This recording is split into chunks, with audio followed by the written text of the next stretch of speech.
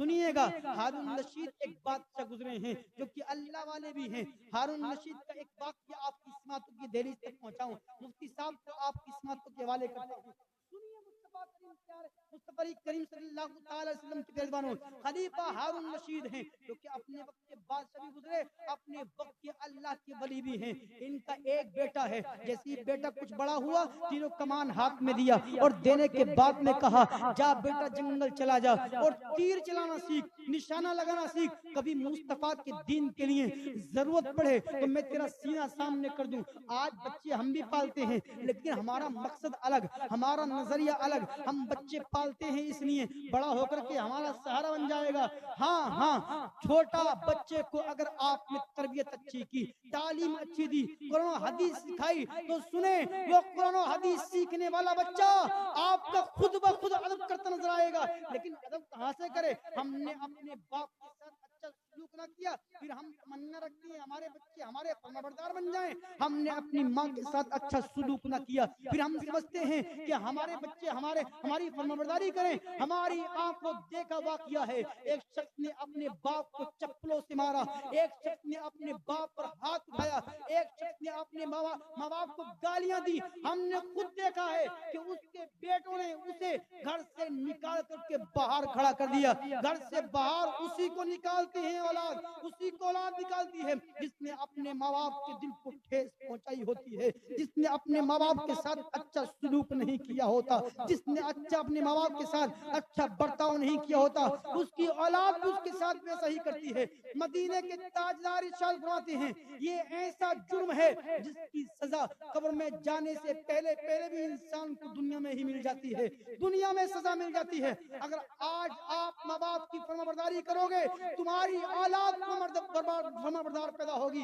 آج کیا سمجھتے ہیں ماں باپ کہ ہماری اولاد فرمانبردار ہو، لیکن سیریل دیکھ رہے ہیں، یوں گالی دیتے ہوئے اپنی زندگی کو گزار رہے ہیں.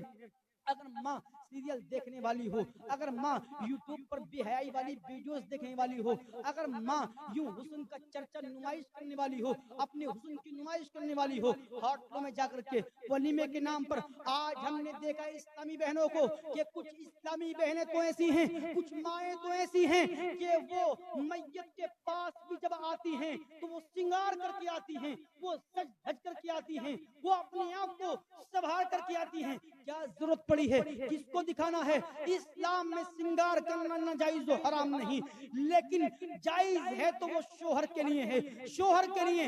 اے ولیموں میں حسن کی نمائش کرنے والی عورتوں، اے جنازے کے پاس بھی سج دھج کر کے آنے والی ہو، اے بازاروں میں بے پردہ جانے والی ہو، سنو جب تک آپ گھر میں نہیں آتی اللہ کی لعنت ہوتی رہتی ہے. اور آپ سمجھتی ہیں ہم یوں ہی اپنی زندگی کو اب یوں ہی اللہ کی نافرمانی کرتے ہوئے، مصطفیٰ کی نافرمانی کرتے ہوئے، قرآن و حدیث کی مخالفت کرتے ہوئے، شریعت کو اپنے پیر تلے کچلتے ہوئے اپنی زندگی کو گزاریں. ہماری اولاد فرمانبردار ہو جائے، ہماری اولاد ہماری رسپیکٹ کرنے والی ہو جائے، ہماری اولاد ہمارا ادب کرنے والی ہو جائے. اگر چاہتے ہو کہ تمہاری اولاد تمہارا ادب کرے، تمہارا سمان کرے، تمہارے ساتھ فرمانبرداری کرے، تمہارے ساتھ حسن سلوک کرے، تو تم بھی اپنے باپ کے ساتھ اپنی ماں کے ساتھ حسن سلوک کرو، اچھا سلوک کرو، اچھا برتاؤ کرو. آئیے ہم اپنے بچوں کو پالتے ہیں تو کیا سمجھ کر کے پالتے ہیں؟ بڑا ہو کر کے میرا سہارا بن جائے گا.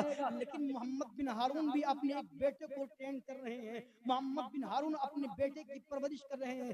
کیا سمجھ کر کے کہتے جا تیر و کمان لے کر کے جنگل میں چلا جا تاکہ مصطفیٰ کے دین کے لیے کبھی ضرورت پڑے تو میں تیرا سینہ سامنے کر دوں، تیرا سینہ سامنے کر دوں. یہ کہہ کر کے بیٹے کو بھیجا. جیسے جنگل جاتا ہے یوں شکار کی طرف تیر چلاتا ہے تو شکار کے نہ لگ کر کے ایک غریب کے مٹکے میں وہ تیر لگ جاتا ہے، مٹکا زمین پر آتا ہے، سارا پانی بکھر جاتا ہے. وہ غریب رونے لگا، وہ غریب رونے لگا. ایک گھوڑے پر سوار شخص اتنے میں آیا، آنے کے بعد دیکھتا ہے ایک غریب رو رہا ہے، بیٹھ کر کے سر کو پکڑ पकड़ करके रो रहा है। उस घोड़े पर सवार शख्स ने कहा, भाई आप क्यों रो रहे हैं? आपके रोने की वजह क्या है? आप किस वजह से रो रहे हैं? वो लोग अच्छे थे, वो दौर अच्छा था, लोग एक दूसरे की हेल्प करते और उसकी परेशानी को हल करने की कोशिश करते। लेकिन आज अगर किसी पर कोई परेशानी टूट पड़े, कोई परेशानी आ जाए, तो सुनिए आज का नौजवान क्या कहता है, आज का आदमी क्या कहता है। ये कहता है कि सुने, आपको अगर जमीन बेचनी हो तो मुझे बेच देना, बाइक बेचनी हो तो मुझे बेच देना, कार बेचनी हो तो मुझे बेच देना, परेशान होने की जरूरत नहीं है, जितना चाहोगे इतना पैसा मिल जाएगा, लेकिन मकान बेचना हो तो मुझे बेच देना। ये क्या अजीब तरीका है इमदाद करने का? ये इमदाद है या लुटेरे बनकर के तुम उसके पास उसकी इयादत करने के लिए जा रहे हो? ऐसी इयादत से क्या फायदा? सुनिए, मालिक बिन दीनार ने अपने बेटे को भेजा, जैसे ही भेजते हैं वो तीर चलाता है शिकार की तरफ, शिकार के न लग करके मटकी में लग गया, उस गरीब का मशकीज़ जमीन पर आ गया, पानी बिखर गया। एक घोड़े पर सवार शख्स ने कहा, भाई आप क्यों रो रहे हैं? आपके रोने की वजह क्या है? वो गरीब कहता है कि वो फला बच्चा है, उसने मेरे मशकीज़े को तोड़ दिया। मैं हारून रशीद के दरबार में पानी पिलाया करता था, कोई एक आना देता, कोई दो आना देता, कोई तीन आना देता, उससे मैं अपने बच्चों का पेट भरता, अपने बच्चों के खाने का इंतजाम करता। हज़रत मालिक मोहम्मद हारून रशीद के उस बेटे ने जब इतना सुना और उस घोड़े पर सवार शख्स ने जब इतना सुना, तो सुनिएगा, कहते हैं आप जानते हैं ये किसका बेटा है? घोड़े पर सवार शख्स का कहता है, आप जानते हैं ये किसका बेटा है?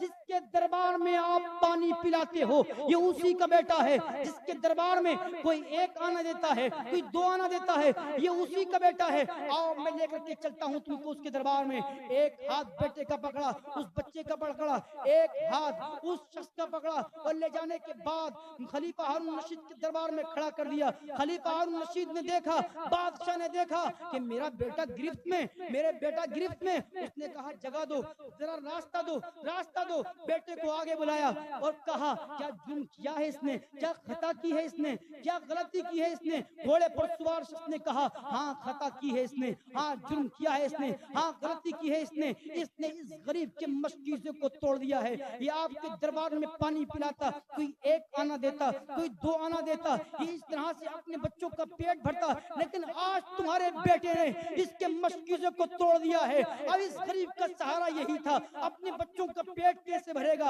अपने बच्चों के खाने का इंतजाम कैसे करेगा? सुनिए, खलीफा हारून रशीद ने कहा, तुम टेंशन न लो, जल्द से खाना तैयार कराया और उसको बांध करके दिया, मशकीज़े की कीमत दी और उस गरीब के हाथ को पकड़ करके अपने बेटे के सर पर रख करके कहा कि भाई इसको माफ कर दो, इसको माफ कर दो। कीमत भी दी और खाना भी दिया, उसके बाद ये भी कहा कि इसको माफ कर दो। उस गरीब ने माफ भी कर दिया। लेकिन सुनिए, हमारे तुम्हारे नजदीक बात खत्म हो गई, कीमत भी दे दी गई, खाने का इंतजाम भी कर दिया गया, माफी भी मांग ली, बात खत्म हो गई। लेकिन हमारे तुम्हारे नजदीक बात खत्म हो गई, खलीफा हारून रशीद के नजदीक अभी बात खत्म नहीं हुई, अल्लाह वाले के नजदीक अभी बात खत्म नहीं हुई। जल्द से घर में जाते हैं, जाने के बाद कहते हैं अपनी बीवी से, जुबैदा तूने कौन सी खता की है? आपने कौन सा जुर्म किया है? आपने कौन सी गलती की है? उन्होंने कहा क्या हुआ है? कहते हैं कि तेरे बेटे ने एक गरीब के मशकीज़ों को तोड़ दिया है। मैंने तो अपनी पूरी जिंदगी का मुहासबा कर लिया, अपनी पूरी जिंदगी को चेक कर लिया, मैंने कोई ऐसी कमी ना की, ऐसी खता ना की, ऐसी गलती ना की जिसके सबब मेरे बेटे के अंदर ये कमी वाक़ई हो। तू भी अपनी जिंदगी का मुहासबा कर ले।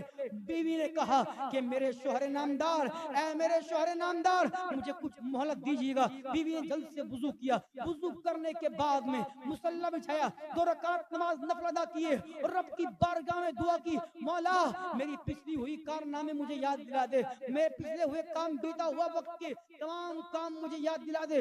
दुआ की, जैसे ही काम ध्यान आता है जल्द से शोहर नामदार के पास पहुंचती हैं। पहुंचने के बाद कहती हैं, ऐ मेरे शोहर, खता की है मैंने, जुर्म किया है मैंने, गलती की है मैंने। मालिक आपने यही तो मालूम करना चाहता हूँ, कौन सी खता की है?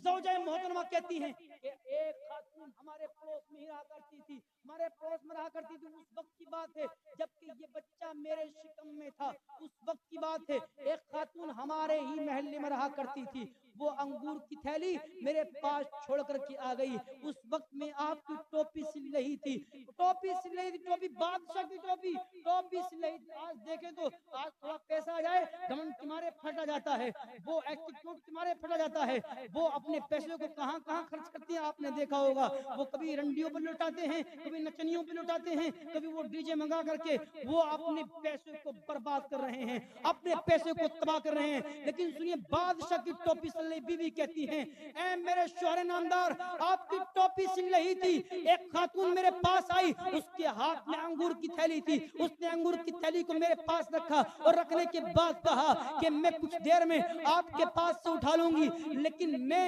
شکم سے تھی، میں پیٹ سے تھی، ایسی عالم میں کھٹے میٹھے کو دل چاہتا ہے، میں نے اسی سوئی کو ایک انگور کا دانہ لیا، اس میں پیوست کیا اور اس انگور کے دانے کو وہیں پہ رکھ دیا، اس کے عرق کو اپنے زبان پر ٹیسٹ کیا اور ٹیسٹ کرنے کے بعد اس دانے کو وہیں پہ رکھا۔ غلطی اتنی ہو گئی، کمی اتنی ہو گئی، نہ میں نے اس سے معافی مانگی، نہ میں نے اس کو بتلایا، وہ خاتون چلی گئی۔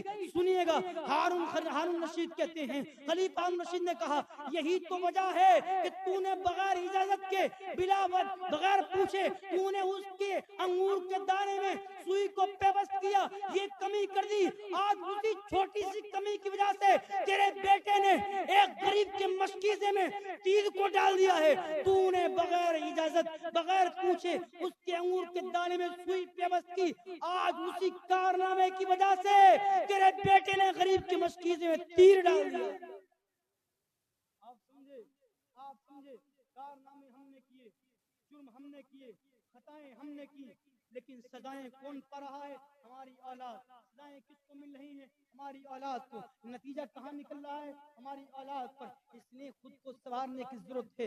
آپ فلمیں دیکھتے رہو، آپ ڈانس کرتے رہو، آپ کھڑے ہو کر کے کھاتے رہو، آپ اور آپ کی والدہ، بچے کی والدہ یوں ہی اپنے حسن کی نمائش کرتے رہیں، پھر سوچیں ماں باپ بچے ہمارے فرمانبردار بن جائیں، ہمارے ادب کرنے والے بن جائیں، ہماری فرمانبرداری کرنے والے بن جائیں۔ ہرگز نہیں بن سکتے۔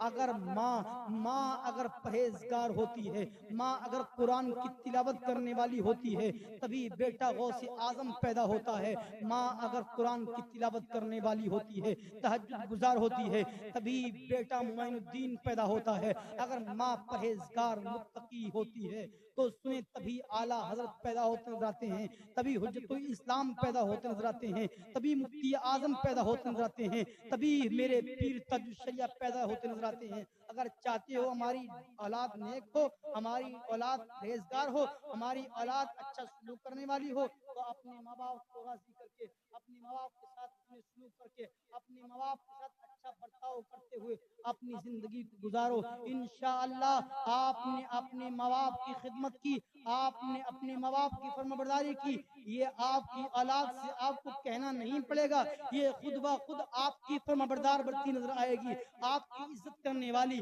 آپ کی تعظیم کرنے والی بنتی نظر آئے گی۔